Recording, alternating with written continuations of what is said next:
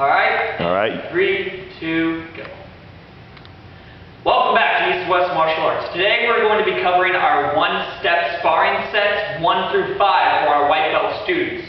Mr. Williams is going to be our challenger for today. I'm going to be giving the defensive side into it. I'll break down each part so that you can see where your feet land, what hand techniques you're using, and which target you'll be attacking with each different hand technique. Alright? So the way to begin is you face your challenger, come to attention, bow, get your distance, hold your arms out in front of you in fists. When your knuckles touch, you're at a good distance. At this point, the challenger steps back into a left square stance, low block. Alright?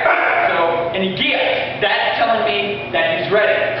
My job as the defender is to step into a chimbi stance, and when I gi-up, that's letting him know to get. Alright? The first set, one step set number 1, is you're moving your right leg out to a middle stance with a circle suto, it's the correct term, but it's a knife hand block. Open hand, so make sure you're not closing your fist when you're doing it. And it's a punch. So we'll do it fast paced, and then I'll slow it down so you can see each individual part.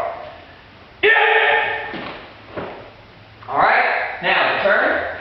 Now, the movement is after he moves forward into the punch. He's going to step forward and punch. My job is, as I'm here, I'm going to be stepping out with my right foot to a 2 o'clock position on a clock face. So as I'm stepping out, my left hand comes up, palm facing towards me on the outside of my right arm to a block here. So as I'm moving my foot, I'm blocking on his forearm with my forearm. So after the block makes contact, my right hand, which is sitting in chamber at this time, goes out to punch at target number 1, which is to the face. As my punch goes out, my left hand returns to chamber. Alright? You hold this position, so you say return, and you return back to the set position. And again, one more time. Slow speed. Mr. Williams, challenge. Sir. Again, step out, block. Get in that middle stance. Nice deep bend of the legs, but not leaning forward, not leaning back. Blocking with the open hand block. Punching to target number 1, return, come bow, and that's set number 1. Set number 2 uses the same movement of the feet and the same block. It's a different hand strike though to a different target. So again, getting your distance, challenging, again, same deal as before, moving in a chimbi, block. And this one is an upset chop. Your hand again returns to chamber. Tightening your fingers. Don't want to see web hands, web fingers. Want those fingers nice and tight. Your thumb tucked against the side of your hand. The chop goes to the side of the neck, which would be technically target number 2 if I was on this side looking. Here's target 1. This would be target 2 going along the side. So it's target 2. Side of the neck. Alright, return. And now we're going to do it full speed. Tight, making sure those muscles connect. Alright? No, don't leave your blocking arm out there and your chop. Bring it back. Always two-handed movements.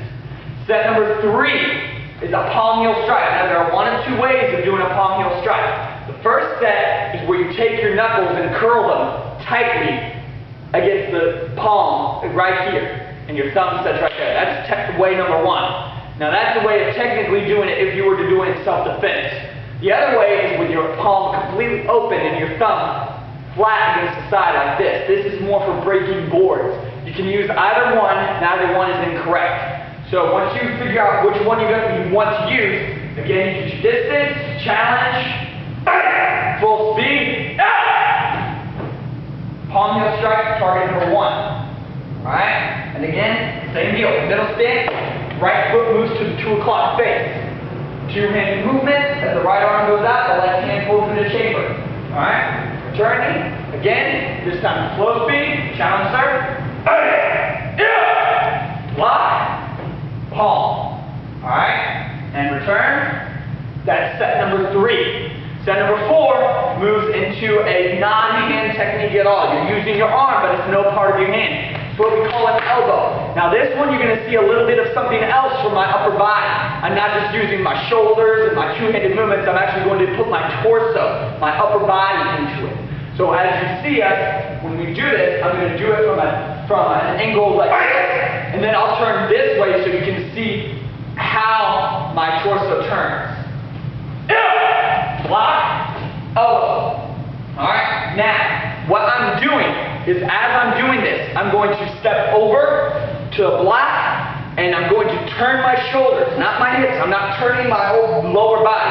I'm just turning my shoulders a bit, and my right arm comes up to where my fist is tucked against my chest, and it's an elbow strike. Now, if I was facing Mr. William, when he's locked out in that punch, that right-handed punch, when I'm here, the elbow is aimed towards the side of the temple in target number 1. So make sure you kind of turn your body a little to get some more shoulder force.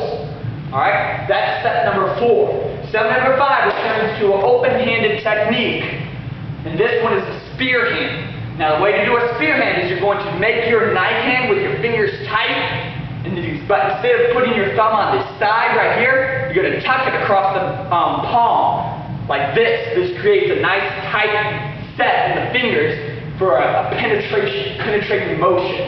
So you come, you challenge, bang! Full speed, to target number 2, the throat. Now a way you can do it to make it a little sharper is when you make your fingers, don't leave them flat out like this. You can curl your fingers slightly, because if you were to use this in a real self-defense aspect, you'd want to dig right here between the collarbone and the throat. So try working on bending those front fingers. You want to bend the middle finger and the pointer mostly, but if you can get that ring finger to bend too, that'll work even better. Alright, so that is 1-step sets 1 through 5 for the white belt students. Keep checking back for more additional techniques and any other info you might need for the upcoming testing. We'll see you soon.